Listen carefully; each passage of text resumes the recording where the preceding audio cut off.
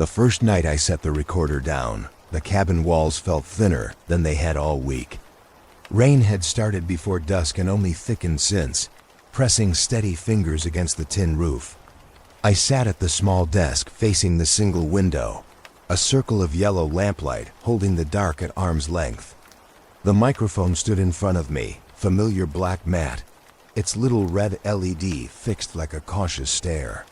The plan was simple.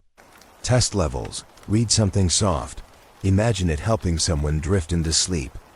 That was all. I ran my fingertip over the gain knob, leaned close, and spoke the first words into the hush. Tonight, nothing serious. Just a few quiet ideas, little bedtime theories, the kind adults tell themselves when the world feels heavier than it should. I paused, listening.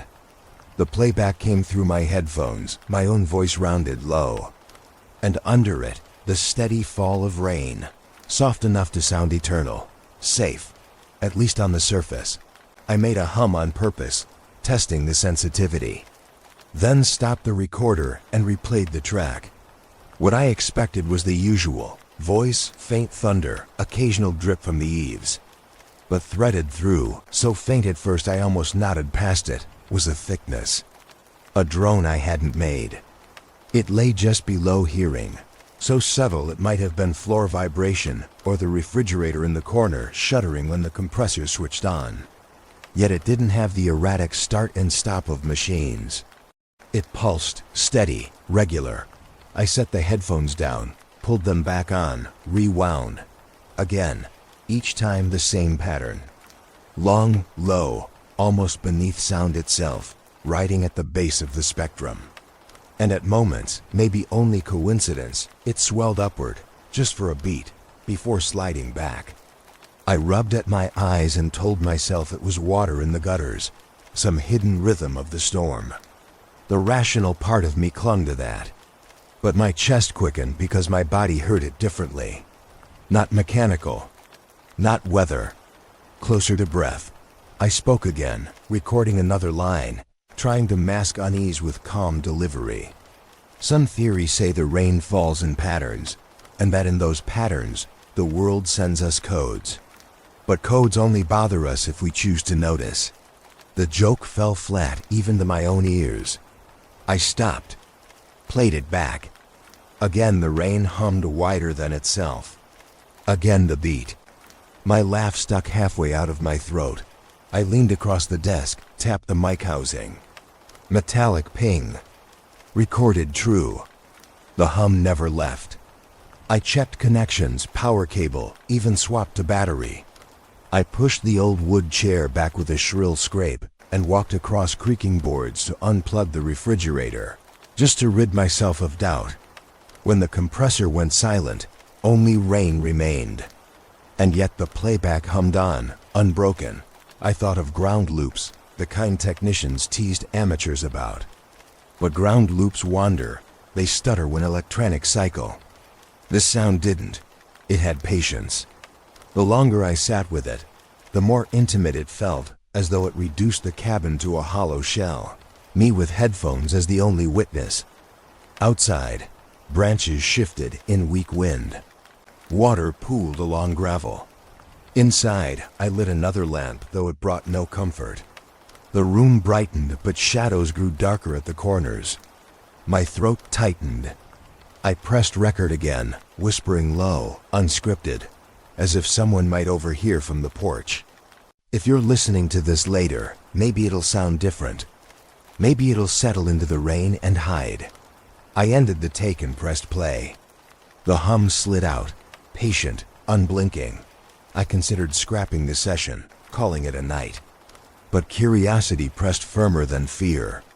I flipped pages of my notebook, the one where I had outlined minor conspiracies, soft, odd ones, bedtime kind. My first note read, people used to believe raindrops carried memory, that the sky could archive what it touched. I glanced at the equipment, at recording meters twitching green, as though already aware. I spoke the note out loud as gently as I could, forcing a rhythm like story time. When I replayed, the rain softened into background as planned. But again that undertone pressed forward, steady. This time I tapped my fingers on the desk to count. Sure enough, the rise and fall looped almost on a breath, close to 8 seconds apart. A pause, then repeat. A rhythm that lived, not one that drifted. I said it aloud, breathing. Hearing my own mouth shape, the words sent cold along my arms. Still, I convinced myself it was safe. Must be. Safe enough to leave running.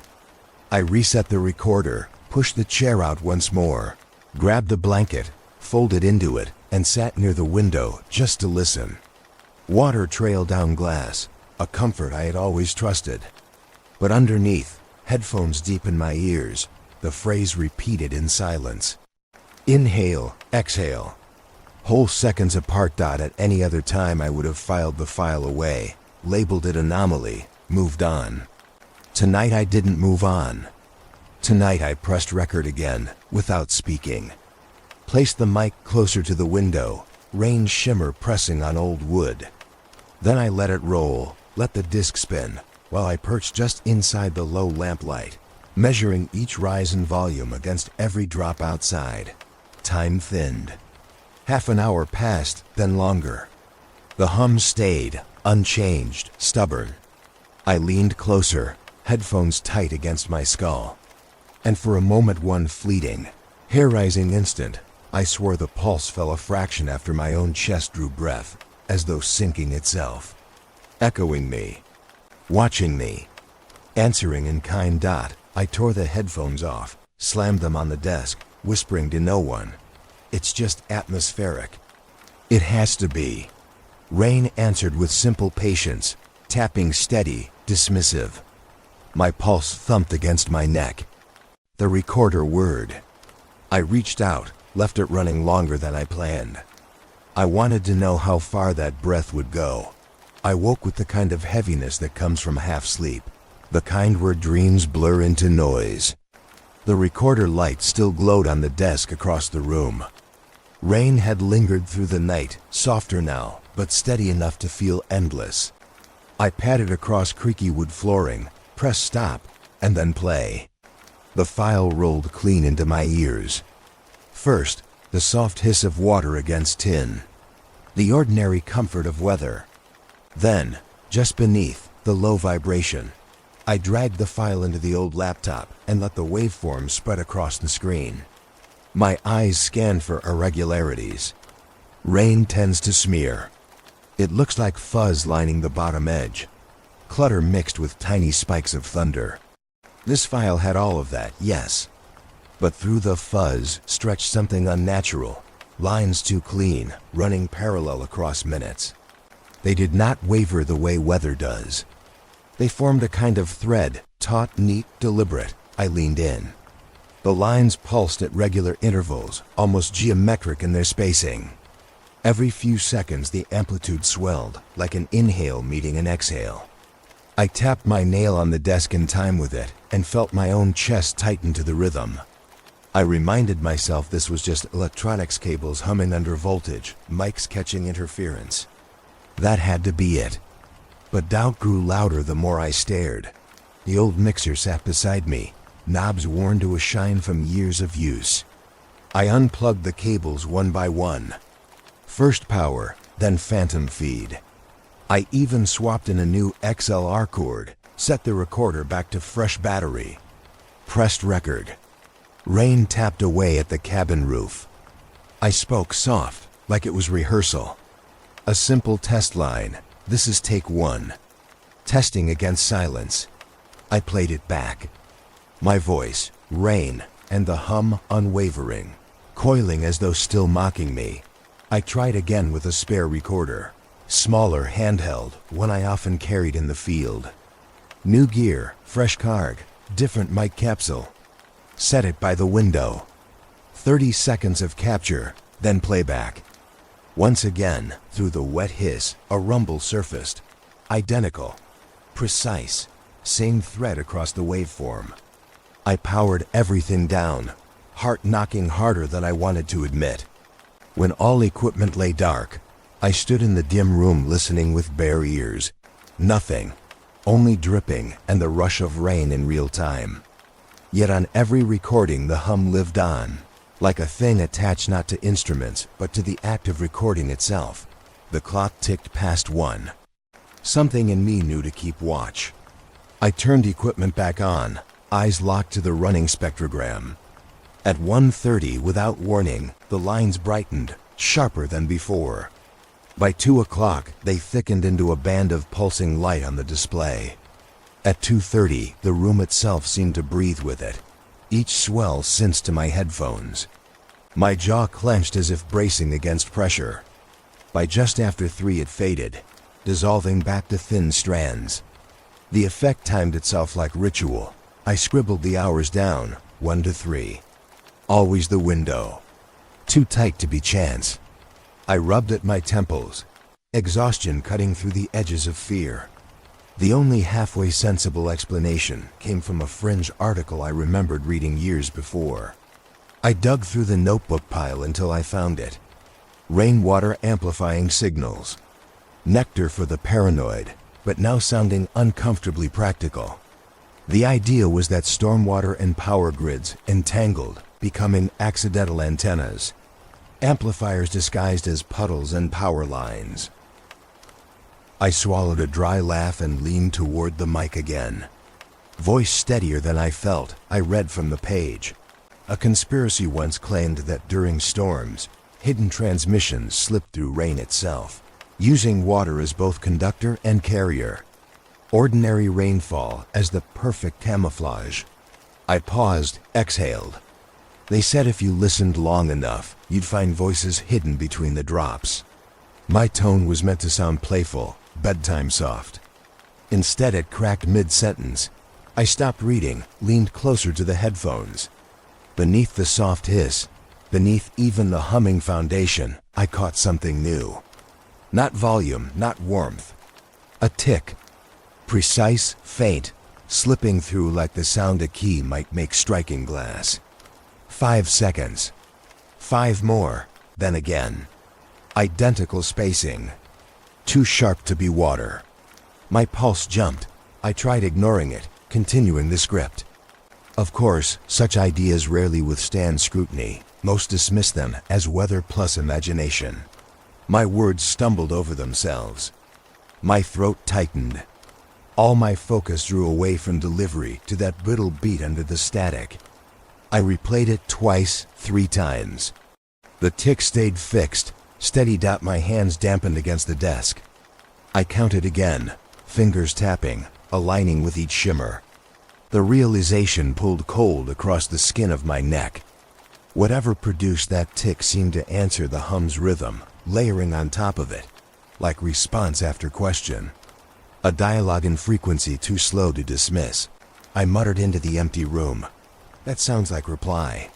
The words barely audible, more confession than note. But speaking them made the truth heavier, harder to retreat from. I pressed stop. For a long moment, silence returned. Just the natural sheet of water against old glass. I sat, straining against my own breath. My head filled with the idea that at 1 in the morning, rainwater itself could be speaking through the wires, and I had just stepped close enough to hear it. I could not shake the sense that being noticed was not a mistake. Rain had followed me out of the valley, stubborn as breath. The road slicked black beneath the headlights, paint lines flaring and vanishing under each swipe of the wipers. I'd meant to escape the sound, to test distance itself, but the longer I drove, the more I realized distance would not matter. Gears sat in the passenger seat, handheld recorder balanced on the armrest, capturing every swish of rubber against glass and the gray roar of rain rushing over the roof. I let it run out of principle. If the hum was born from place, moving should break it. If not, then at least I would know. I parked near the quiet square of the neighboring town, an hour from home. Street lamps throbbed through curtains of water, their cones of light shrinking under the storm. I cut the engine, sat with the recorder still rolling. When I later examined the file, I could trace it plain. Rain hiss, engine tick. And under them that same core vibration, stubbornly pinned in place even as the coordinates changed. I told myself that meant I was chasing noise found in every storm, a global phenomenon, nothing intimate. But when I compared logs from the drive, I saw the truth carve itself sharp. The pitch shifted. Only slightly, a matter of hertz hovering at the edge of perception, but neatly timed. Each shift coincided with crossing a corridor of land once threaded by telephone trunks. Old copper roots buried decades ago, marked faintly on county surveys. The voice of wires long retired, now rattling in rain like ghosts unfurled. I knew someone who might ground me. A retired radio technician lived on the edge of this town, a man I'd interviewed once before for an unrelated piece. His house squatted behind a chain fence and a wrinkled row of pines. The porch light cast off a weak halo. He opened the door half a crack, sized me up, and only then let me in. The house smelled of solder burned too many years ago, of dust trapped in circuit boards. Shelves sagged with manuals bound in faint green spines, all stamped with call signs. I played casual when I set the recorder on his workbench, framing it as research for an episode about myths of signal bleed. I ran through rehearsed lines, described hearing strange tones during storms, nothing more. I expected curiosity, maybe mild amusement. What I saw was silence spread thin across his face. He refused to lean toward the mic. His gaze carried memory of things he wished were buried. He rubbed his jaw, shook his head, unwilling to phrase it straight. Finally, Sato voice, not for the recorder. You don't ever leave equipment running overnight. That was his first and last rule. He said it without story, without follow-up, as though context lived in the warning alone. I tried pressing, shifting between humor and earnestness. He retreated further into silence, lips thinning to a line. I pulled back the device, thanked him like it was nothing. But the words hung in my ear long after I stepped into the rain again. Driving back through watery black fields, I played the conversation over and over. Never leave it running overnight. Why speak with such weight otherwise? When dusk bled into midnight, I returned to my own walls heavier than before. I set the recorder down anyway. I perched at the desk like ritual, microphone gleaming in the low lamp glow. The cabin held its watery rhythm as gutters overflowed. I told myself the rule was unnecessary, told myself I needed proof, not superstition. So I pressed record, noted the time in my logbook, and stepped aside. The room shifted into stillness so pure I could hear my own joints cracking when I eased into the chair. For the first hour the take was empty. Just rain in countless variations, droplets running, droplets hammering, droplets scattering in gusts. I almost laughed at myself for expecting more. I sipped lukewarm coffee and wrote trivial notes with a shaking hand, something to pin my attention to paper. Then, with no trigger I could name, something clicked, barely audible at first. Like a latch bending under strain, it grew into a sound separate from rain. Not thunder, not wind. A clear snap opening space inside the noise. My stomach hollowed with the realization. The session was no longer passive. Something had joined. Morning light was gray, filtered and stale, the kind that never arrives fully. I sat with the recorder's card in my palm as if it weighed real stone. All night it had run, and all night I had tried not to think about what the click meant. With coffee going cold at my side, I slid the card inside the reader and opened the file that stretched until dawn. The first hour held the same wash of storm. A soft kingdom of water on wood, water on earth. Nothing worse. I thought maybe the warning from the technician was just superstition after all. But then, drawn deeper into the timeline, I found where stillness bent. It was not one moment, but many stitched across hours. Every 10th second, like rotor blades sweeping air, a faint tone rose higher than the hum. Only for an instant, almost invisible, but exact and replicating without drift, I replayed one stretch 4 times. The sound came sharp, almost like metal bowed upward, then falling slack. Same pitch curve again and again, spacing identical. I pulled open a simple spectrogram, expecting messy trees of static like usual storm audio. Instead, color blocks formed sharp towers, spaced evenly, geometric. They did not smudge. Each pulse rose like a perfect ramp, then cut clean. Square carried to square, forming pattern where chaos should have lived. I slid my chair back, staring until my eyes hurt. It could only be coincidence, I muttered aloud, attempting to stabilize myself. Interference layered through natural drip, spectrum folding itself into shapes by sheer chance.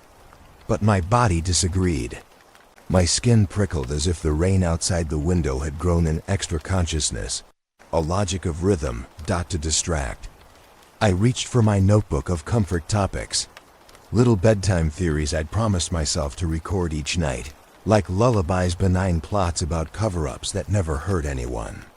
I flipped through until I saw one highlighted, the idea that governments had once hidden plans to make highways glow softly at night for travelers' comfort, shelving it only for budget.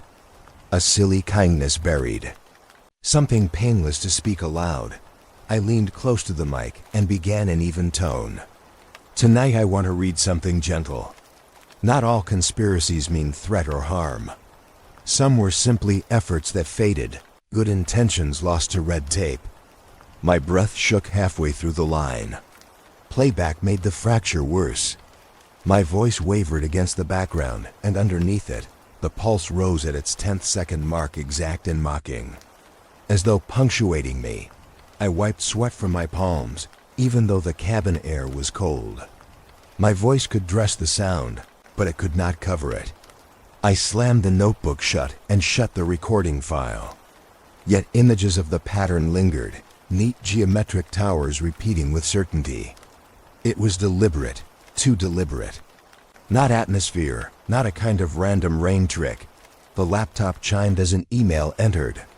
For a moment I ignored it, unwilling to see daylight creep into my night study. Then the subject line froze my hand. I heard it too. Heart pounding, I opened the message. The sender was a name I didn't know, an address typed from some distant domain. Short, almost hesitant lines filled the body.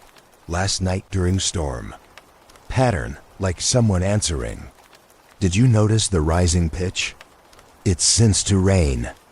Please respond. My chest squeezed until breathing felt mechanical.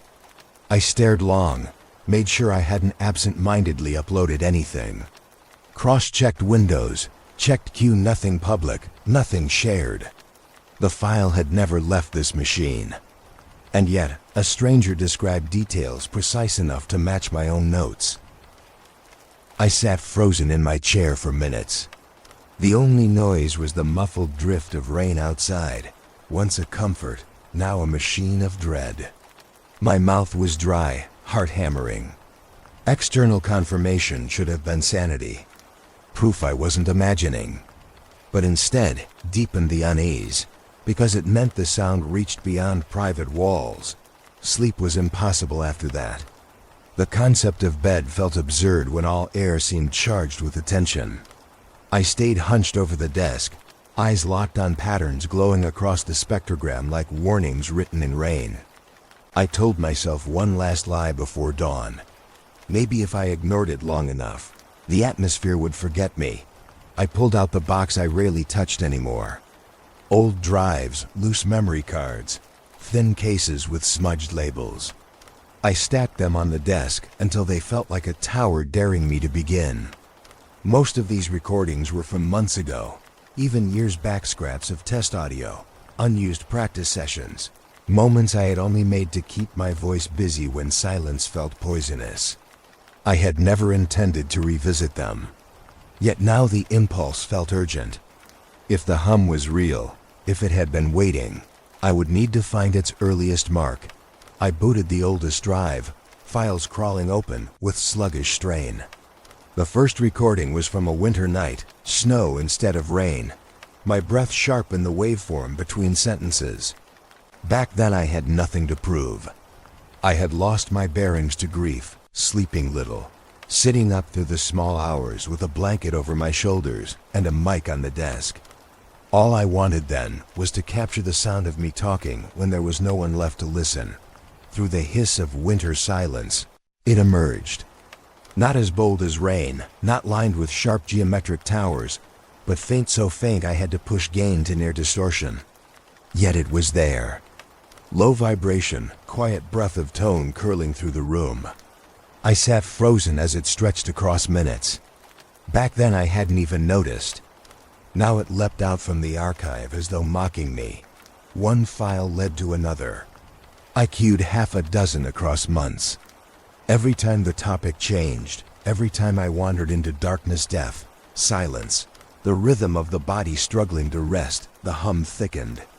Whenever I shifted to lighter improvisation, reading odd facts from stray articles, talking about empty spaces wider than myself, the hum dimmed. My grief acted like a beacon. The more raw I became, the more it swelled. I told myself it must be room tone exaggerations. Old walls creak, air ducts shift. Yet when I lined up last night's capture against one of these ancient tapes, my denial thinned. The hum's pitch aligned. Not close. Not approximate. Exact. Hertz measured side by side. Peaks overlapping in uncanny symmetry. I whispered into silence without meaning to. It's been here the whole time. I felt the desk cold, beneath my palms. The spectrograms aligned not like accidents, but like intention, patiently waiting for rediscovery. A kind of companionship I hadn't asked for. My throat worked drier on the thought that what I had treated as late-night comfort therapy might have been intercepted from the beginning. The space I used to mourn inside the recordings no one else should ever hear had been shared without my knowing. I pressed play on one of the oldest sessions, where I'd rambled about how sleep never came easy after the funeral, how insomnia had eaten whole months.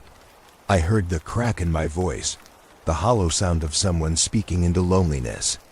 And underneath, almost compassionate, almost cruel, that patient hum repeating.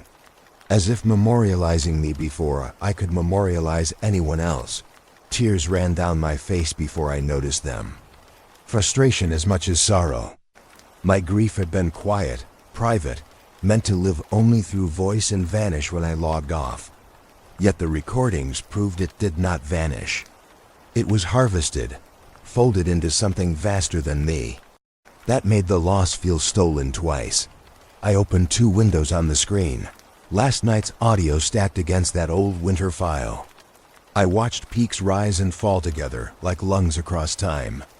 8 months apart, yet synchronized, as though belonging to the same body. My stomach turned over with the recognition.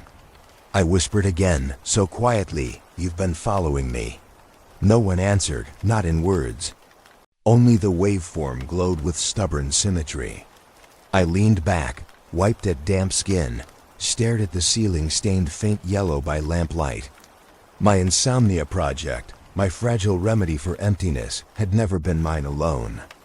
Something had watched and chosen when to pulse, what to echo, which fragments of mourning to preserve.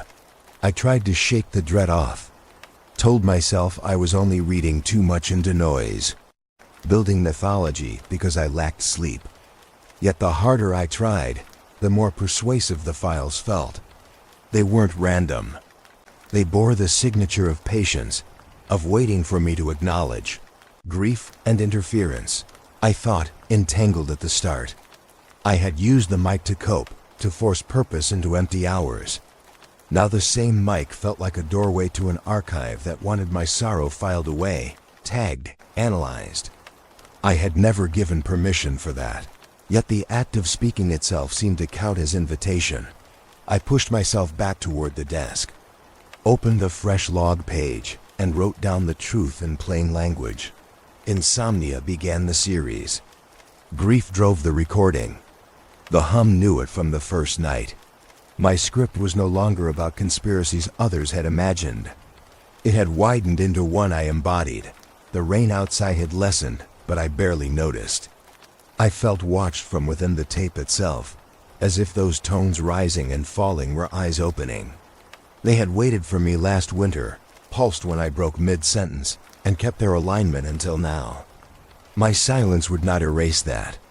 Only following further could bring clarity or ruin. The realization dared me to continue, even if it meant unraveling the only escape insomnia had left me. The library still carried the smell of damp paper, dust suspended in fluorescent light. I had not been inside for months. The storm trailed with me, drops sliding from my jacket onto gray tile. A clerk eyed the wet stain I left as I passed and offered no greeting. I walked past shelves of county yearbooks, concrete fact piled in silence, until I found the archive room. The logs sat behind a desk where the only sound was air cycling in the vent. I requested rainfall records. Decades of them. Explained it was for research. The clerk wheeled a cart of bound ledgers out like relics. The binding split faintly when I opened the first. Numbers and notes filled the margins, dates, inches, intervals, every storm broken into casual fact. I traced my finger down a column. Then I compared it to my own logbook resting against my thigh. The spikes I had marked in the recordings matched rainfall peaks too consistently. Not approximate, exact. Nights when inches climbed highest, the hum also swelled sharp. Days of drought, sessions captured near silence. It was impossible to ignore. As though these cycles were written long before I pressed record, plotting themselves into the archives as instructions. I whispered into the quiet and felt the cold spread up my spine. Preordained. I copied as much as I could, pages covered in frantic handwriting. The connection undeniable now. When I left, the rain outside had not slowed. My fingers stung in the chill as I texted an acquaintance, someone whose judgment I trusted. A sound engineer I'd known since school. I attached the latest file, a careful selection cut short to conceal how shaken I was, and asked her to listen. Her reply came at dusk. She wanted it off official record. We met in her studio, low light over racks of gear, cables coiled in neat spines along the floor. She did not load the file into the main system. Instead, she played it discreetly on her laptop, headphones shielding her ears. Watching her expression stiffen tightened my throat. When she pulled the headphones down, her voice was edged. She said she could hear more than a hum. She described a layered structure, like stacked voices, familiar cadence but compressed, scrambled, displaced, as though memory itself had been digitized wrong. Pieces of language lost their place and collided. She could not isolate actual words, but she insisted it was intentional. Not static. Not weather, organized. She told me quietly that this was not the kind of interference amateurs stumbled into. It was systemic, patient, designed to remain hidden. She urged me, pale in the faint light, to tread carefully. Her advice felt heavier than the technician's warning had days earlier. Not superstition, but analysis. Not folklore, but judgment from someone who recognized signal built with purpose. I thanked her, tried to hold my voice level, though fear pressed tight across my chest. Back at the cabin, rain pooled again along the window. The walls felt narrower. To ground myself, I told myself to keep routine, to hold to the framework that had kept me steady till now. I unfolded the notebook where I kept softer conspiracies. My eyes fell on one meant to soothe, a whisper of a theory that public fountains once carried mineral blends designed to calm the hurried mind, abandoned with modernization. A theory of kindness buried in civic design. I placed the microphone steady, breath deep, and read aloud in low tone. I tried to sink into the story, pronounce with gentleness, make it sound ordinary. When I stopped, when I set the playback rolling, the hairs on my arms scratched awake. My voice emerged layered wrong. Not a simple stutter of recording lag, but a doubling. Myself, then another copy half a second behind, mouth moving like shadow in the dark. I replayed twice, leaning in close, eyes locked to the waveform split onto two curves. The first was me. The second smeared, warped echoed so close, it mimicked presence. As though someone had been seated beside me, trying to keep pace, failing slightly. The echo should have been glitch, yet it carried intonation where glitch holds none. I pushed away from the desk, the chair dragging the cross wood. Inside me, denial clattered, looking for some excuse DAW buffer, mis-sensed latency, user error. But under all of that, my blood knew. It wasn't error. It was response breathing through my own speech. The night pressed heavier into the windows. Rain thickened again. I looked at the mic, still standing steady, its red light unwavering. My reflection stared back from the metal, faint but alive. I felt presence filling the small cabin space, syncopated breaths where only mine should be. The echo had unearthed itself as company. The scanner was heavier than I remembered, boxy and deliberate, its dial stiff from disuse. An older colleague had loaned it to me with a shrug, saying it hadn't been powered in years. I carried it back to the cabin like contraband, wrapped in my coat against the drizzle. By the time I walked up the steps, rain was tightening into another long storm. The roof had started its drumbeat already. Thunder rolled faint in the distance.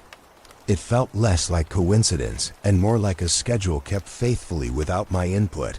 I set the scanner on the desk beside the recorder, coiled its antenna high toward the window, and switched it on.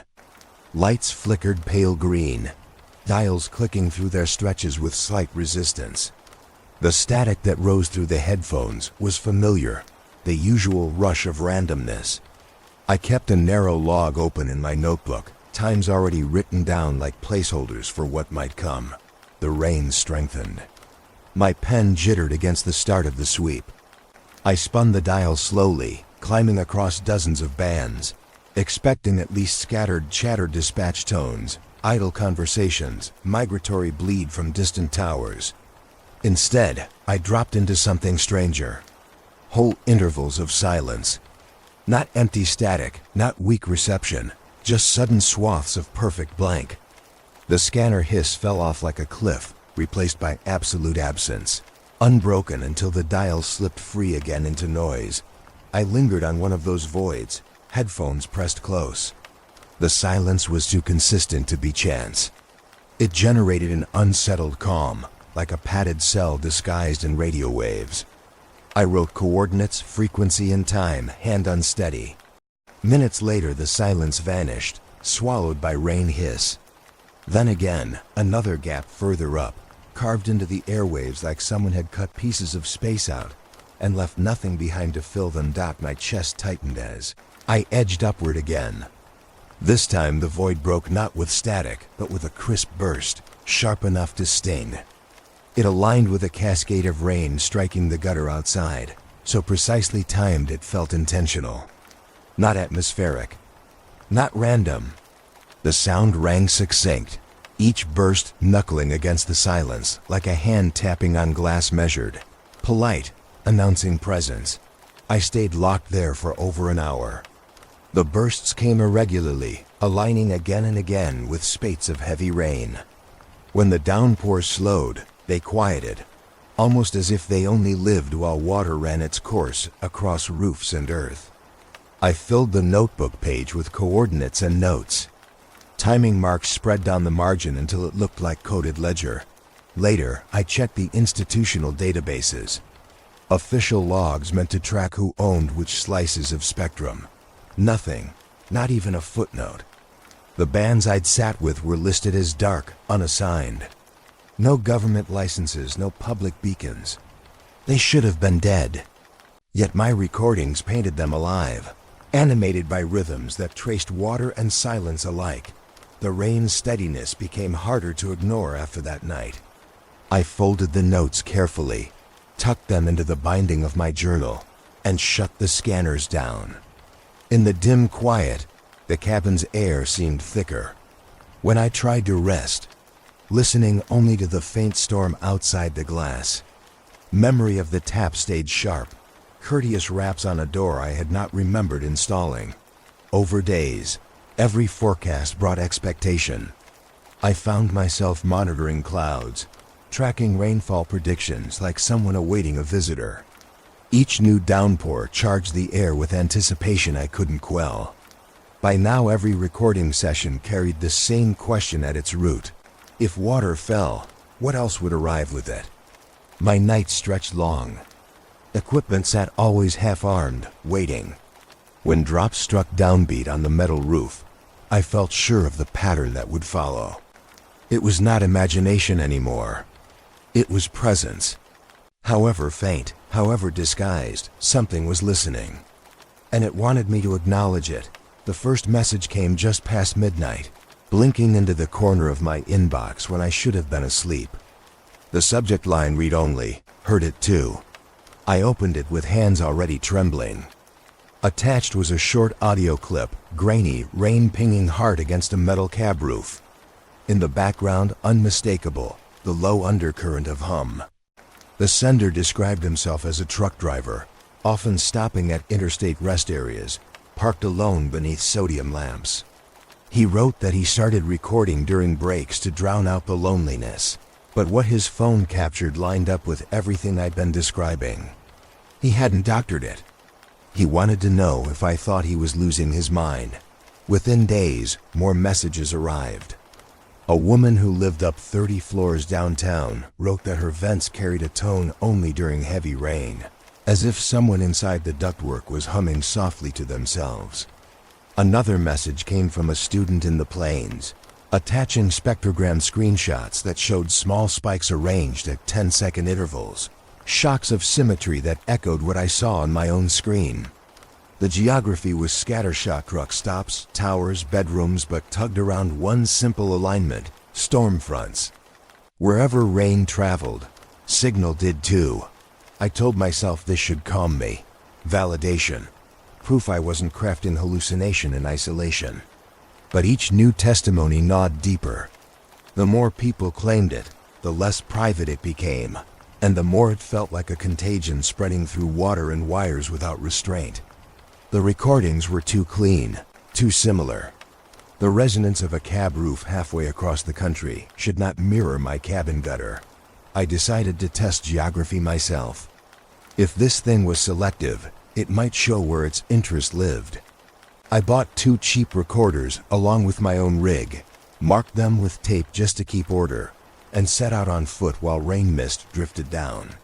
The first recorder I left beneath the awning of a closed laundromat, neon flickering pale through sheets of water down the street. The second I tucked under the park bench near the empty fountain. My primary device I set under my own gutter, water dripping rhythmic where shingles bent. The plan was simple: let all 3 run, collect, compare. I sat waiting in the car with drizzle sliding across the windshield, time dragging slow. The city lay hushed beneath rain, only an occasional wheel sloshing past, taillights dragging across the fog. After an hour, I collected the devices. Back at the cabin, I listened through each file carefully. The laundromat unit held nothing unusual: the blot of rainfall, an occasional hiss of passing cars. The park bench recording fared the same white noise laid thick, familiar, but no undercurrent beyond what a skeptic would expect. Relief threatened to bloom. Then I opened the gutter file. The moment anyone else would have dismissed as splash, I leaned in and froze. The gutter file was unlike the rest. Behind the cadence of water hammering the tin drop pipe, the hum emerged. But under that hum, woven faint and careful, stretched something else. At first, I thought it was coincidence. Water's patter can mimic rhythm, can trick listeners into hearing patterns. But the longer the reel moved, the less coincidental it became. Shapes of syllables unfolded, smeared but undeniable. A consonant flickered, then dropped. A vowel extended briefly, guttering static but still human-shaped. Then another, half-word, like language pressed through poor reception. My hand clenched the notebook as I scribbled fragments. I swore I heard nothing coherent. Only the ghosts of words trying to form. I played it back 3, 4, 10 times, headphones pressed to my ears until my temples ached. Each run gave me the same chilling impression. These were not accidents in the splash. Something had pushed itself up through rainfall to where languages mask. The gutter recording carried more than noise. It carried intention. I turned off everything but sat frozen in the faint yellow of the lamp, pages filled with scribbled syllables that failed to gather into full sentences. The air pressed close around me. It was impossible not to feel that what I had captured was not meant for wider release, but specifically meant to be noticed. It was faint enough to deny, but sharp enough to anchor my dread. I slid the notebook under my palm and forced myself to breathe slowly. 3 devices, 3 experiments. 2 gave me nothing. 1 gave me a thread tugged too visibly. Out of static and rain, words had nearly stepped into shape. It was no longer my imagination. It was something else leaning close, waiting for me to lean too. The packet from my ally arrived without ceremony. A zipped file of raw scans passed through a chain of servers to keep her name from it. I sat at the desk, shaded lamp cutting sharp circles across the pages, and scrolled line after line. They were telecom briefs decades old, typed in a precision font that carried no emotion until you looked at what it insisted wasn't there. Anomalous harmonics observed in storm events. The words repeated in reports from 73, then 89, again in the early 2000s. Almost identical phrasing across eras, stamped in margins, carried forward like ritual. Each time followed by the same conclusion. Ignored nuisance. 2 words that sounded dismissive but rang loud with intention. Ignored by whom? Nuisance to what? The pages became heavier each minute I poured through them. They hadn't denied noticing. They documented it, labeled it, and smoothed it away. I rubbed my temples raw, scrolling through images where engineers in bland offices had filed curiosity into drawers and called it nothing. The pattern of phrasing betrayed fear of policy, not indifference. Ignored nuisance. A dismissal that knew more than it admitted. I decided to demand contemporary proof. I drafted FOIA requests to weather stations around my county and the next. I asked only for log notes of unclassified interference during storms, nothing deeper. A request that in other contexts should have vanished into dust for months before an answer came. Yet responses spilled back within days, too swift, worded with uncanny similarity. All denied possession. All cited exemptions unrelated to my questions. Some insisted on classified aviation frequencies, others nonsensical references to meteorological minutes, irrelevant and deliberately opaque. The rhythm of those denials itself felt rehearsed, language coordinated across institutions as if trained to block, not to answer. I leaned back from the laptop, rain still etching steady tone against the roof. The denials should have closed doors. Instead, they confirmed. If nothing existed, replies would have wobbled, scattered. Instead, they locked uniform, identical refusals held like a shield. My ally had been correct. The traces had a history and still had protectors. That night I tested alone again. And what came through was not faint but luminous. The hum no longer hid in rain. Even when the storm thinned, even when I recorded in near-dry quiet symmetrical blooms opened across the spectrogram. Perfect mirror images hovering like moth wings, radiant against black screen. They spread outward, pulsed steady, as though waiting for me to catch their movement. Water was no longer prerequisite. The phenomenon grew bold. I sat whispering into the mic, heart drumming. If this was ever meant to be overlooked, then to stare into it might carry cost. My voice wavered. I kept reading the short conspiracy I had chosen benign, almost silly. But each sentence trembled as blooms widened across the graph beside me. When thunder finally arrived hours later, the intensity climbed until the laptop fan screamed and the walls seemed to breathe. I exhaled sharp, pressing my palms flat on the desk. Voices unspoken but undeniable. Shapes written in frequency with intent. And rain, no longer a backdrop, felt too precise, too timely. Like a switch flipped on schedule, like circuitry disguised in weather. Deliberate, patient, watching. The night stretched uneasy, the cabin drowned in sound. My own recording became confession as much as evidence. I ended not with a lull story, but raw admission into the mic, that the longer this grows, the less chance I have to stop. That following means allowing it deeper. And that may be quietly. That is exactly what it has wanted. The forecast warned of a front crawling east, dense with thunder and high voltage. I read every graph twice, appetite and dread twisting together until I couldn't sit still. By dusk the sky had lowered its weight onto the town. Clouds layered dark, waiting. I set the recorders before the first flash struck, 3 on mains, 1 on backup battery, all aligned across the room like witnesses sworn in. I left them running, no filter, no pause. Tonight would have no edits. The storm began slow. A low roll of pressure, drops fattening on the long roof, pooling until they coursed in messy streams. I sat hunched, headphones tight, the screen casting blue across my knuckles. The familiar hum surfaced below the torrent, steady in its rhythm. For the first hour it remained predictable, pulsing every few seconds, a metronome no one asked for. I noted everything, my pen chasing beats through the log dot. Then lightning cracked a split second from the cabin, white light shearing sky in two. On screen the hum surged, frequency climbing without hesitation, as if the strike powered it directly. Ground currents radiated across the waveform in jagged peaks, but beneath them, the hum steadied into quicker breath. Thunder rolled, slow and heavy, while inside the machine the pulse synchronized like instinct. Every flare in the storm outside carried its answer on my display. I gripped the pen until it snapped. My mouth whispered automatic, no. No coincidence. Each strike brought acceleration. Soon the hum was not the slow-breathing machine I had first met, but a runner's gallop, urgent, metered. My chest thudded to keep time. Hours passed beneath the storm's escalations.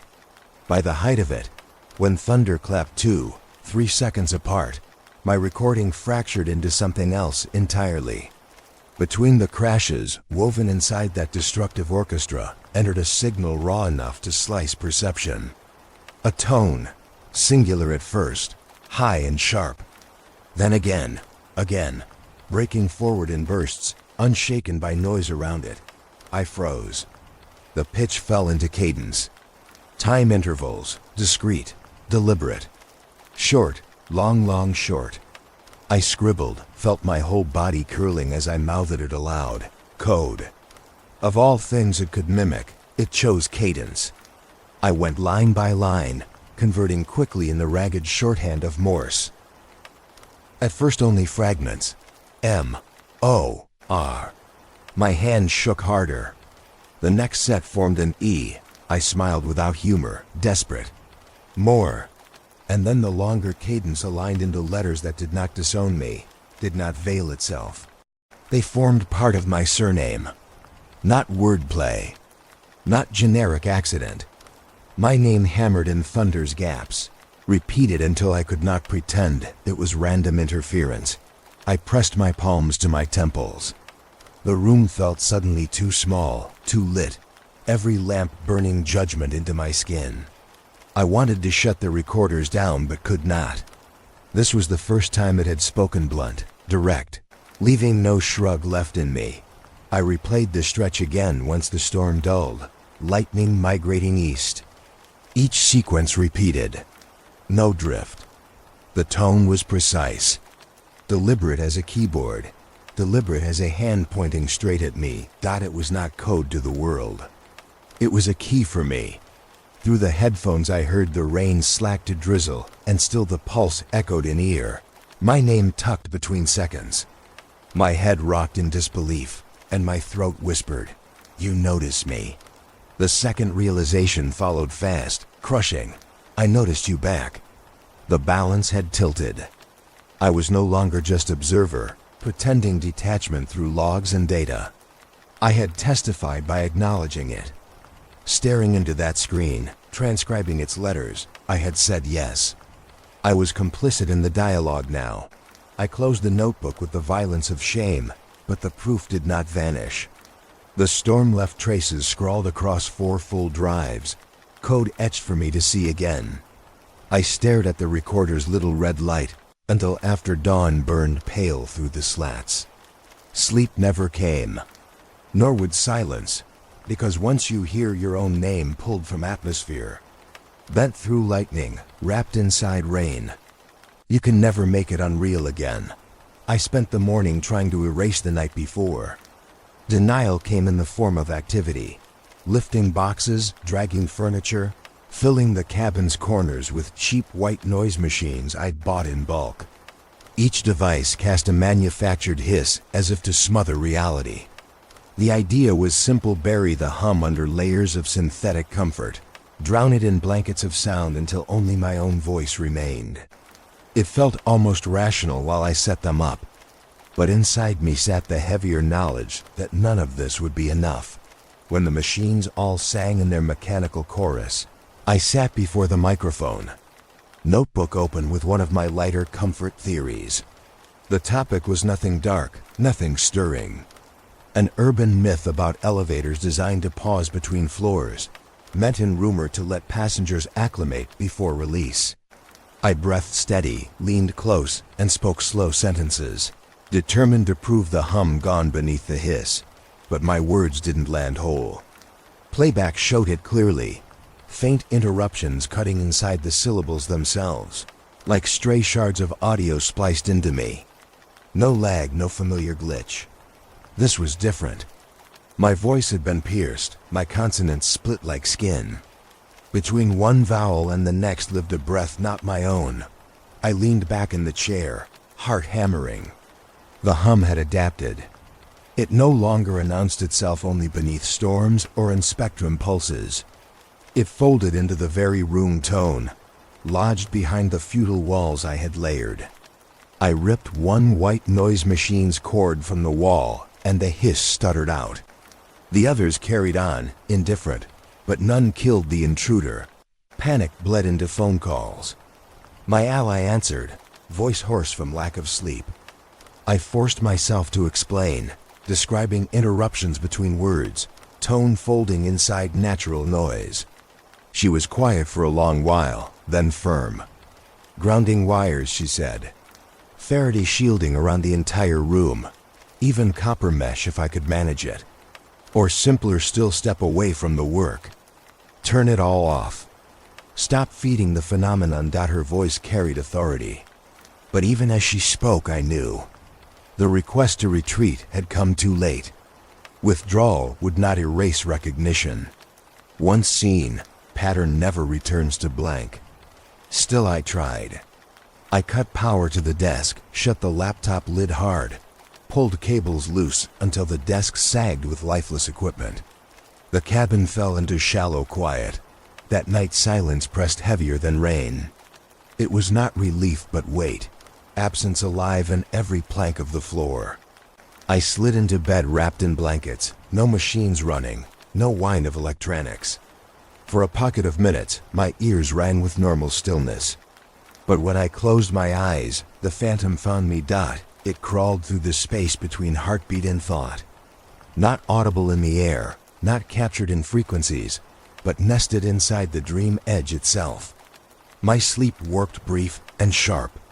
Whenever I drifted, I woke with my jaw clenched and my eardrums aching. I heard it woven between the unconscious faint threads of syllables forming where no storms had triggered them. Denying the phenomenon only amplified it. I stumbled back to the desk before dawn, shaking with exhaustion, unable to resist. The machines still glowed in their corners, but no longer mattered. I collapsed into the chair and whispered into the unpowered microphone, "You win." The room stayed still, but my bones thrummed. Withdrawal had failed. There was no retreat. The comfort project I meant to soothe myself with had transformed utterly. My insomnia crutch, my bedtime curiosities, had grown spine and intention in practice. By chasing rain through recorders and charts, I had taught the signal it was heard. Now it learned quickly, folding itself inside every surround, mocking every defense. The storm rolled in just after sunrise, droplets tapping slow, deliberate. I sat listening with empty hardware, no lights glowing, no system armed. Yet the hum was present, without filters, without boards, hovering invisible in the fabric of the air. I whispered again, less to speak than to acknowledge the truth. The rain had voice, and I had been chosen to notice. In that moment of fatigue, denial finally cracked. White noise, shielding, silence all illusions. Nothing I built could smother recognition. The conspiracy I joked could help others sleep had turned sentient through practice, alive by repetition, mutating each time I gave it breath. The rain would not allow itself to be ignored. I told myself the only way forward now was proof. Not spectrograms alone, not journals covered in my scribbles, not whispered admissions to myself in the dark. Proof meant another set of eyes, another mind, someone who could stand beside me in real time and know it was not imagination. So I called a colleague, someone practical, technical, always allergic to melodrama. I framed it as a field stress test, nothing exotic. He agreed, though his tone carried caution already. We met outside town near a floodplain road. Skies above swept wide with clear air. Sunshine broke the horizon in slender beams. No storm threatened, no sound but cicadas and stray birds. I set the recorders in formation, one on a tripod angled toward the open plain, one buried half under gravel, another fixed to the hood of the parked car.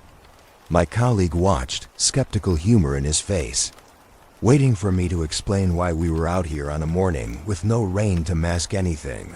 Told him sometimes interference lived below appearances, that it could flare without visible cause. He brushed off the words but humored me. Hours dragged. Meters ticked in shallow lines, reflecting nothing but silent air. The sun blazed down hard enough to cook asphalt beneath our shoes.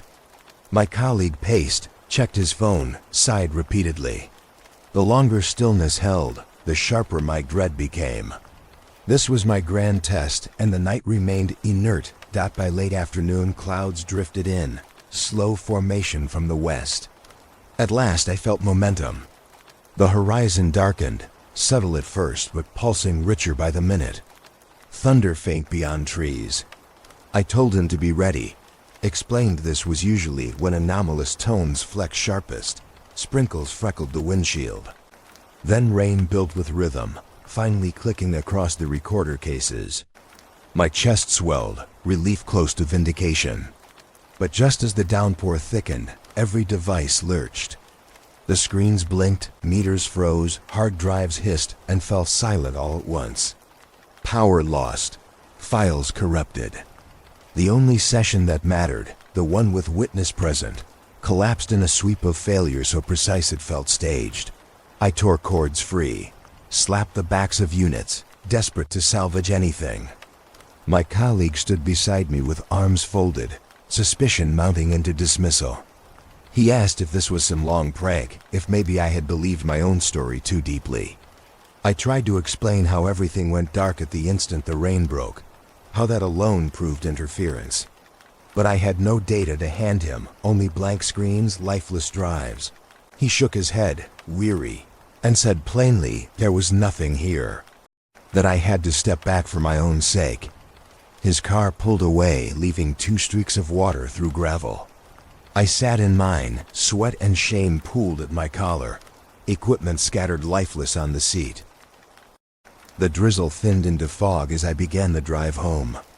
Inside the cabin of the car, silence mocked me louder than storm could. Wipers brushed lifeless against near-dry glass. My proof had turned to dust the moment it might have mattered. Every argument, every night of insomnia, had led only to humiliation lined atop exhaustion. But midway down the empty highway, the radio chirped alive without command. A soft buried rhythm thumbed beneath the static of distant channels. Steady, syncopated, faint as a finger tapping insistently on glass. I turned the dial, but it followed, bleeding beneath each station, pulsing in exact intervals until my hands gripped the wheel too tight. I knew that it hadn't failed at all. It had only waited for me to be alone again. The cabin welcomed me back with the smell of damp wood and the low crush of weather looping itself against the roof. I unpacked the gear as ritual demanded. Microphone, mixer, notebook. I told myself routine mattered more than proof now. If I kept speaking, if I kept recording with careful consistency, maybe I could corral the phenomenon back into its corner, reduce it to something manageable. Something I could still name. The storm outside began soft, but by the time I pressed record, it had thickened to a steady wall of water. Normally the backdrop would soothe. A blanket of hiss, warm enough to cradle syllables. I opened with the same steady tone I always used for my so-called comfort theories, easing into a story about forgotten railway plans. My voice trailed evenly for less than a minute before I froze, because the rain wasn't uniform anymore. Beneath its wash broke jagged modulation, distorted warps that bent the sound against the mic membrane itself. The background hiss cracked harsh, like glass under strain. Instead of steady shelter, the soundscape turned erratic, damaging. Each rise carried teeth. I blinked through dizziness and forced out more narration, thinking perhaps it was equipment malfunction. But within moments, my head carried a sharp metallic ring. My ears throbbed. Then warmth trickled from my nose, staining my hand when I reached up. For the first time, the hum wasn't mental or technical, it was lodged inside me, pressing against nerve and skin, as though aiming for marrow. I staggered to the breaker panel, mind spiraling with instincts, and checked power draws. Fans whirred louder, meters jittered. I dragged the multimeter forward, its probe trembling in my grip. It confirmed what instinct already knew. Voltage spikes screamed up the grounded lines. Nonsense highs impossible from a cabin grid. The current itself rippled with anomaly. I pressed record again, almost out of defiance, voice shaking. I tried to continue the script, to complete even a single anecdote about overlooked civic kindnesses. But halfway through a sentence, words ripped out of me. Not hesitation, not a stumble. Entire stretches of narration simply vanished into blank tape. I reeled, thinking I must have lost consciousness for seconds. When I replayed, horror clarified. My voice did not cut off in raw silence. Instead, neat gaps appeared exactly where my tone should have lived. Perfectly measured voids, filled with thin resonance like cavity noise. Overwritten is the only word. Something had pressed itself into the recording, at the expense of my own breath. My hand shook too, much to write the time marks straight. The notebook scratches veered, numbers collapsing. I sat hunched, bleeding, dizzy, surrounded by machines still pretending to capture me. I played the gap again and again until nausea rose. It wasn't random dropout. It was deliberate reclamation. The record had chosen portions of me to delete and replace with alien neutrality. The rain pressed violent now, every drop a nail across the roof. My ears rang constant, inner thunder grinding bone. I spoke one last time, low whisper, to mark in the log. Something is stealing every place I stand. My throat crumpled around the words. Consequences no longer hovered theoretical. The studio felt hollowed, vulnerable in a way that could not be undone. What had begun as lullabies for strangers had curdled into parasitic exchange. I felt the line cross, irreversible. Every frequency belonged less to me than to the hum. The first message was subtle, almost easy to ignore. A man from 3 towns over wrote, saying he'd felt sharp headaches whenever storms broke the horizon.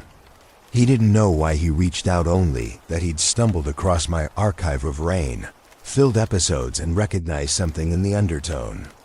The description set my stomach cold.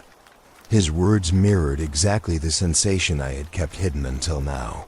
Then another email, and another. Some carried attached clips, others whole logbooks. A woman shared screen grabs from her phone. Rainfall app running white noise for sleep. But buried in its wash were faint intervals of rising pitch, distorted just enough to carve shapes where silence should be.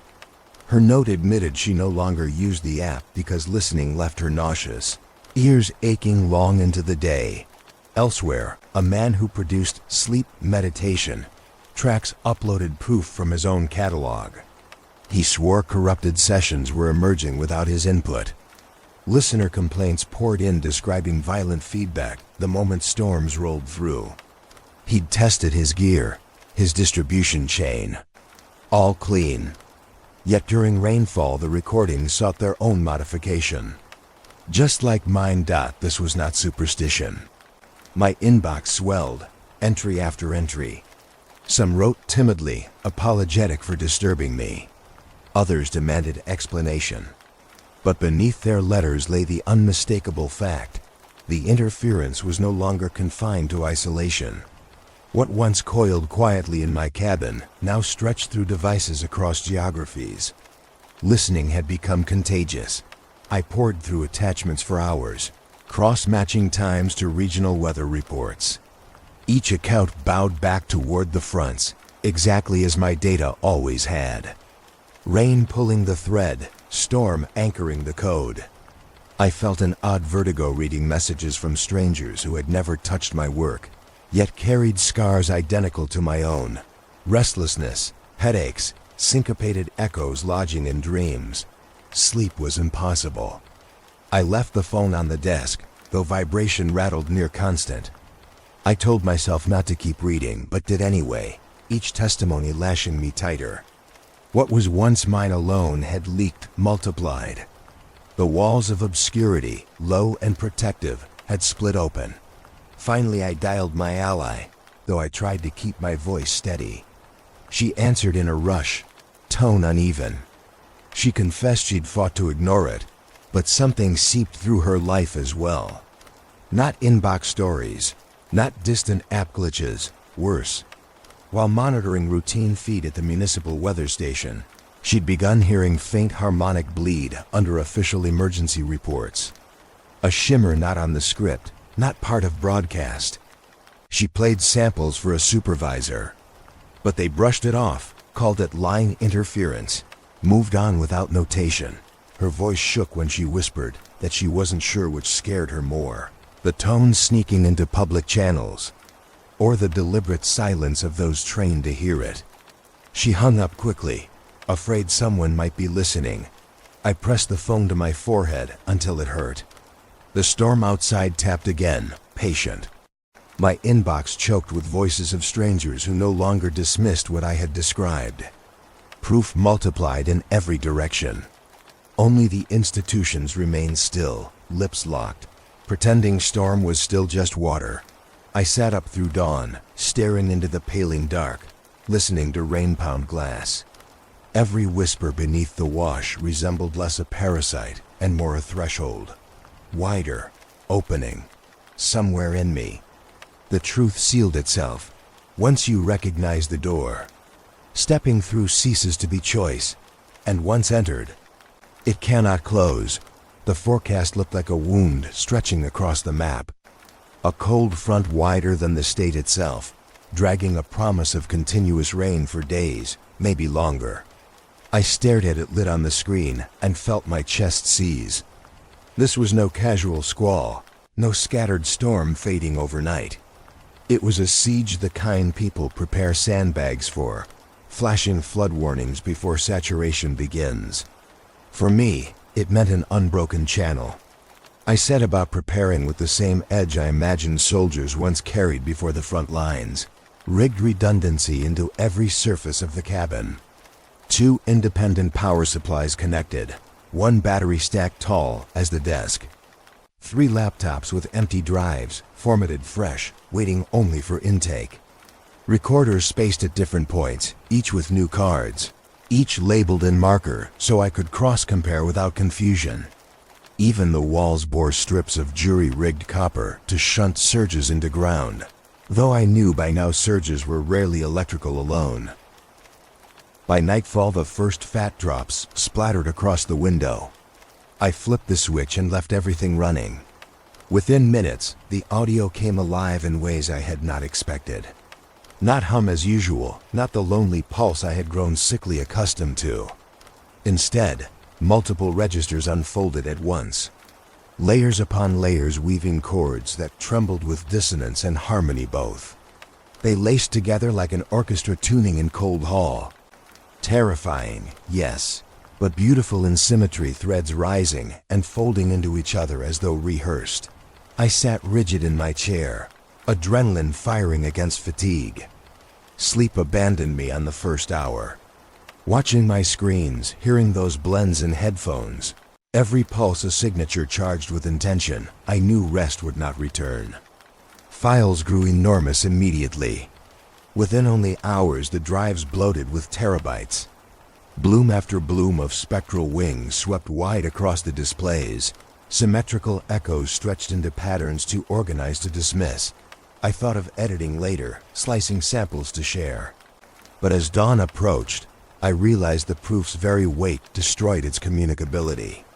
The sheer scale resisted presentation. Who could comprehend layered hours of chords shaping themselves like structure, scaffolding built in rainfall? Too vast to narrate on air. Too strange to pass through editorial filters. I pictured myself attempting to explain. My audience would only hear collapsed static, or at most aesthetic glitch. To show it true would take immersion of days, weeks longer than anyone could endure without bending. The storm grew thick as curtain. Water thrumming against every surface, wood and glass and metal, singing unified percussion. Indoors the meters spiked in precise unison as though conducted by hand. Each swing apparent not random but deliberate, climbing and dropping in rhythm. My eyes burned, not from sleeplessness but from fixed watching. Terrified to miss something hidden in the tide dot. In those hours the notion of documentation itself lost meaning.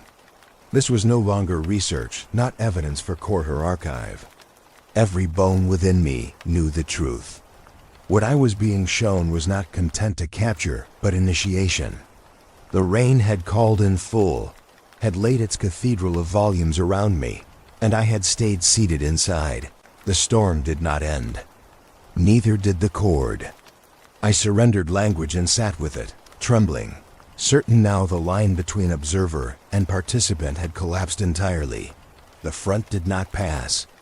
It spread itself wide and immovable, suspending the region in a steady thrum of water. Roads slickened and closed, warnings went out, but I barely heard. My days blurred against each other, one drench of sound into the next. Sleep lost all meaning. I stopped segmenting files, stopped organizing them into neat directories. Instead, I simply lived inside it, let the machines run while I sat hunched, listening as though the air were my ceiling and the rain my floor. The hum grew stronger. But strength alone was not what frightened me. It changed its form. No longer pulses or scattered codes or chance rhythms. It began to shape words, clear enough to mark, soft but scorched into the hiss.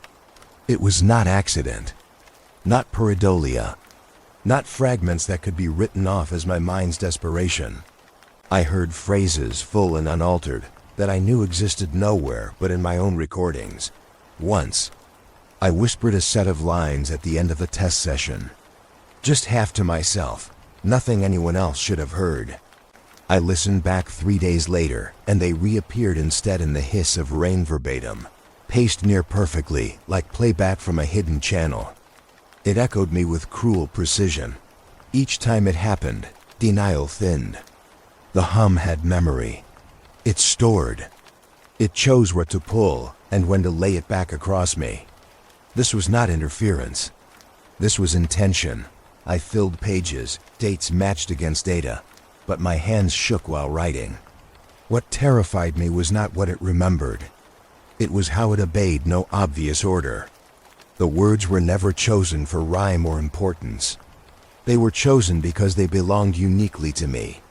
And in that reuse they became less mine, more its. Silence, when I tried to enforce it, felt pointless. I wondered if speaking aloud gave it power, if acknowledging its movement only widened its domain. Yet suppressing myself felt worse, denial crawling my lungs, holding me prisoner in fear of my own tools. I turned options in circles until my head hurt. Should I remain mute and hope storms forget? Or accept, speak, and give space for whatever asked? I thought of my identity as investigator, of the way I had begun this journey to cope with loss by telling soft conspiracies, as if whispering to the dark. That had been the bargain all along. Give voice to stay alive through insomniac hours. So I prepared. Not a stray test, not fragmented logs scattered across drives. One last controlled tape, constructed as if it were to be a final episode. I wrote its bones carefully but left fibers loose, space unfilled, acknowledging now I would not be sole author. I laid the microphone at the center of the desk again. Let red light bloom. When the rain cracked harder against glass, I began to speak. My voice was steady, though my cheeks burned. Each word entered with full awareness that another presence would soon right itself there. I leaned closer, whispering lines that sounded like narrative, but worked like invitation.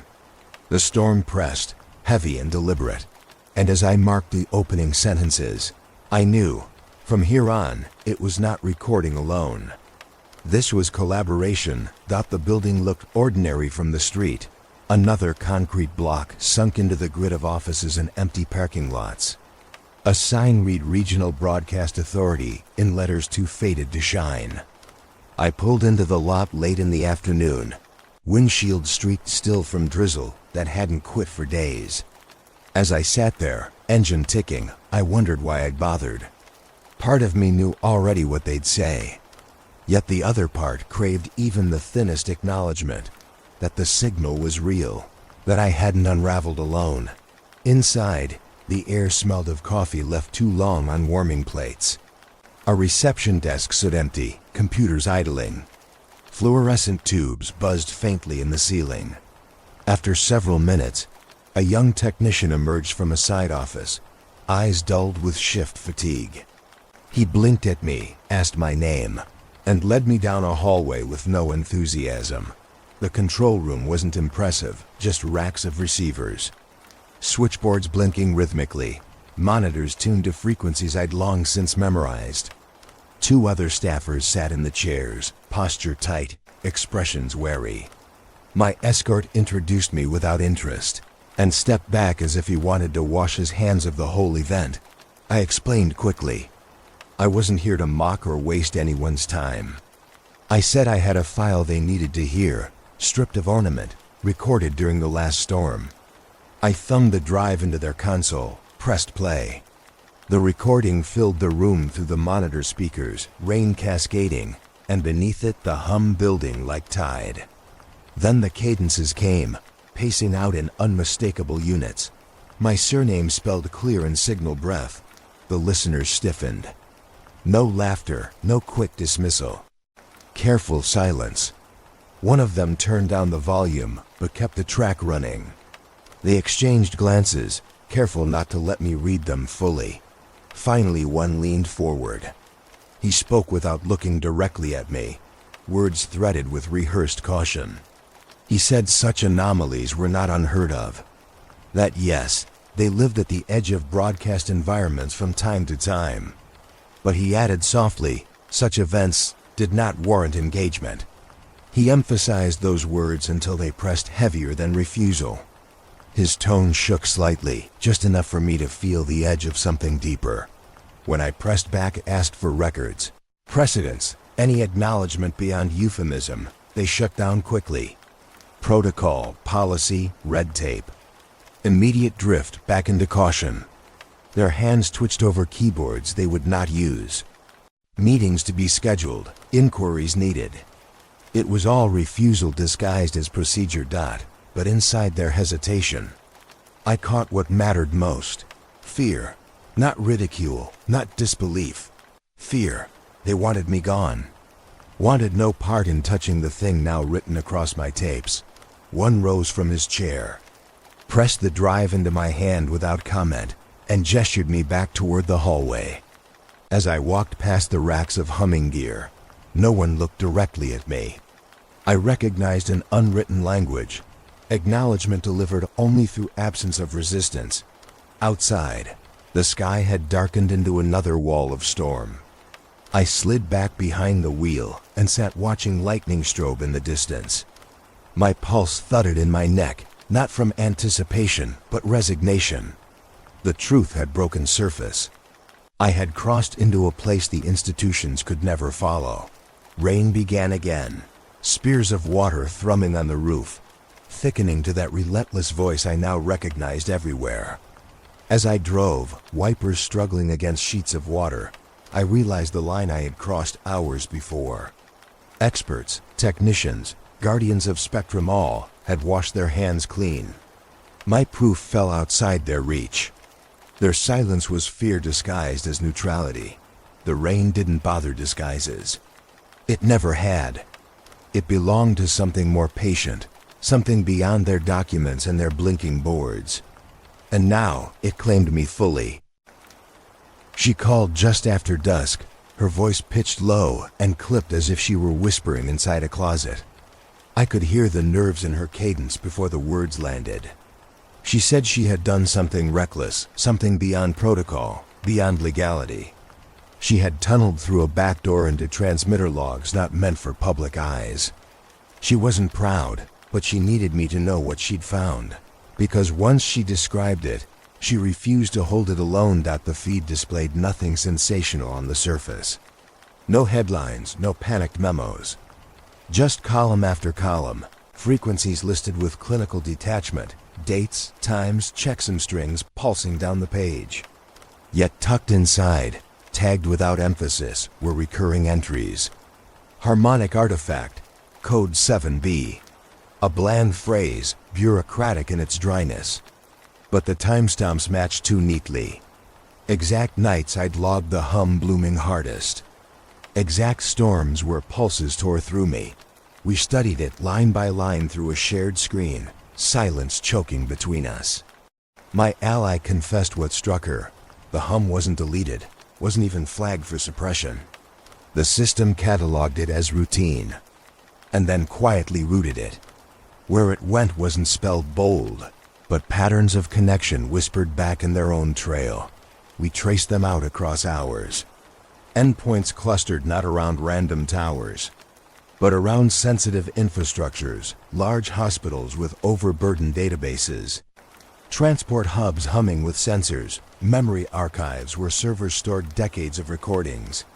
The hum wasn't wandering, drifting lazily across squalls the way anyone might assume. It traveled precise. It selected. The implications stiffened my breath.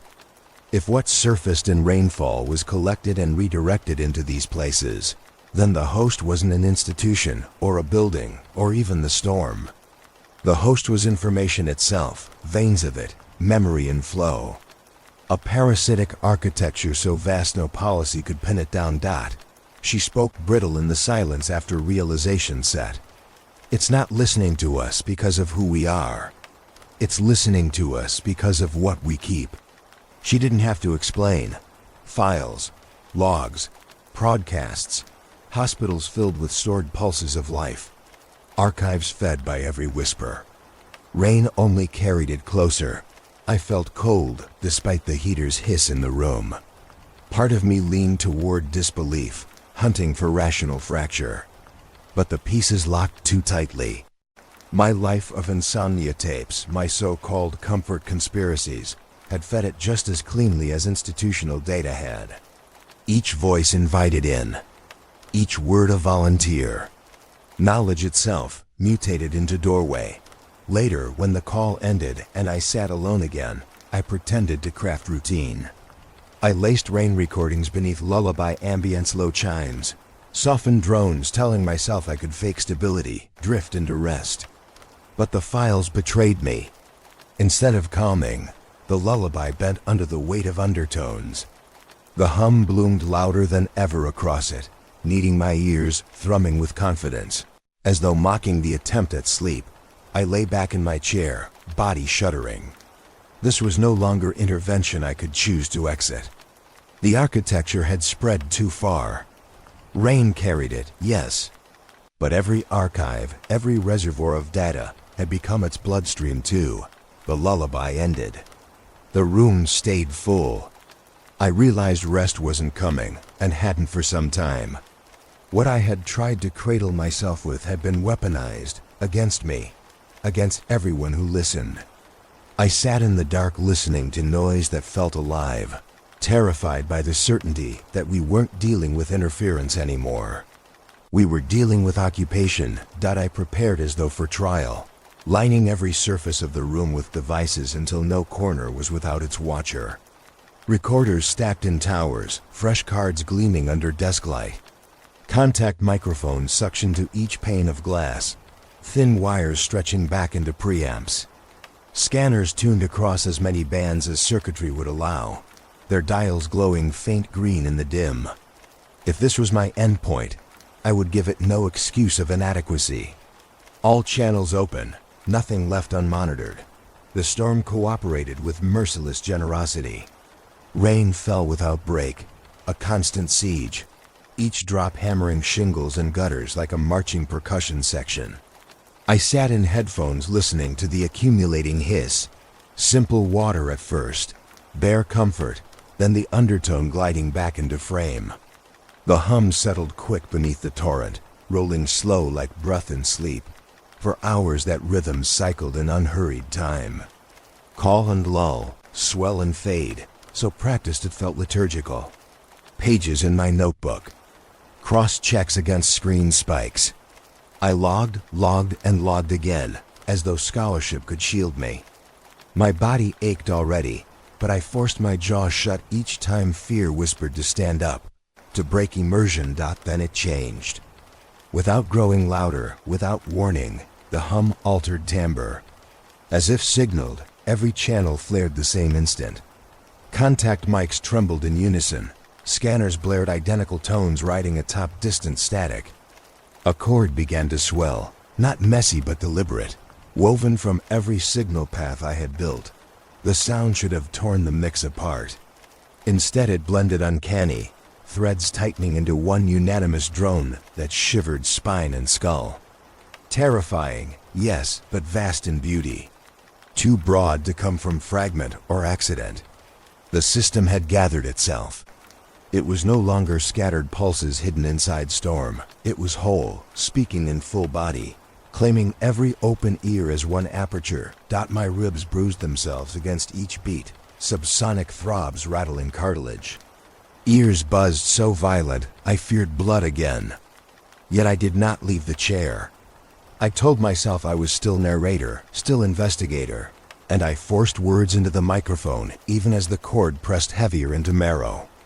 I whispered the truth, that grief was no longer mine alone, that what had started inside insomnia had blossomed into communion.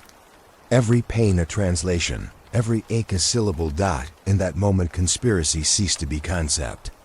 It bore out as system, architecture filling empty space itself, hungry to convert silence into voice. My sorrow had been only one feeder line. Across unknown distances, others must have bled too, feeding structure until it could press me beneath its unanimity.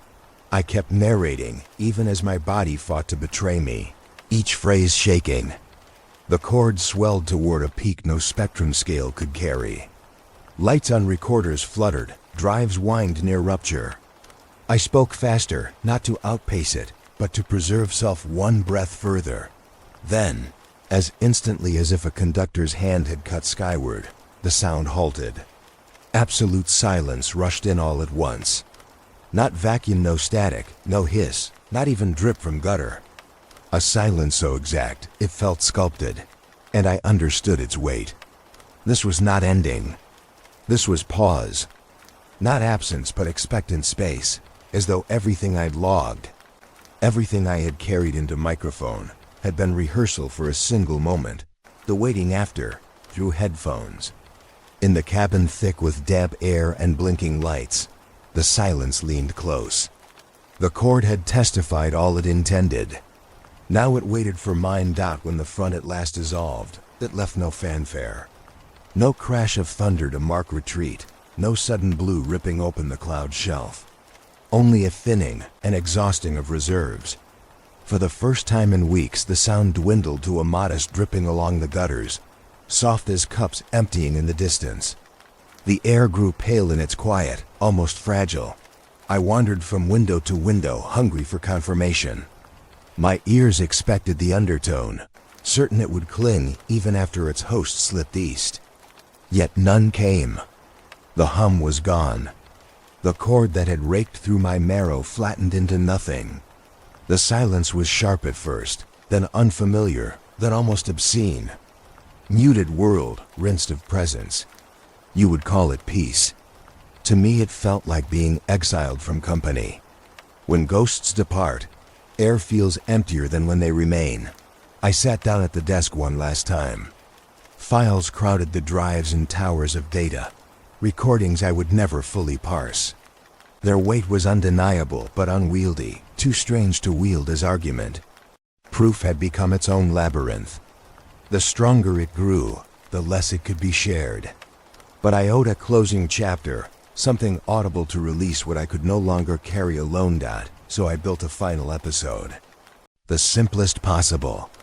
I laid a take of narration in steady tone, reading through thoughts as plainly as if I were whispering to someone still awake at bedside. Then I wove the hum across it, not hidden, not denied. A channel stripped clean from storm recordings, folded half a layer beneath my own words. Not to dramatize, not to terrify.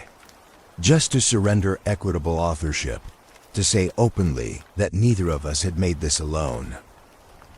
Half voice, half undertone. I let the blend run unbroken to the end. That was the file I exported, labeled only with the date, nothing thematic, no clever headline. I knew listeners would decide for themselves what they heard, whether disturbance or comfort, omen or lullaby. As I reviewed the tape for release, exhaustion swept me.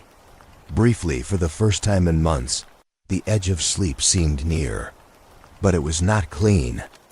Dreams came like weighted blankets, dragging my ribs tight. Every attempt at rest reminded me of how deep the occupation ran. Sleep would return again perhaps, but never simple, never unburdened. By morning, I sat staring at the rain gutters outside, dribbling gray water into pooled soil. The evidence lay complete behind me, but unresolved. I wanted verdict, firm language, closure. Yet what I had was paradox. Was it signal? Voice? Memory replayed? Intrusion seated wide? My walls stacked with notes carried no precise answer. They only muttered that certainty dissolved like water touching dust. I clicked the tape to send. Fingers trembled but followed through. The truth shivered through me as the progress bar filled. Authorship was no longer mine alone.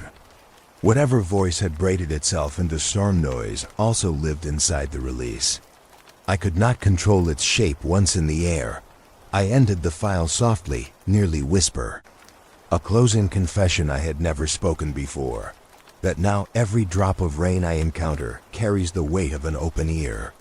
An intimacy and a surveillance at once. A comfort and a conquest braided.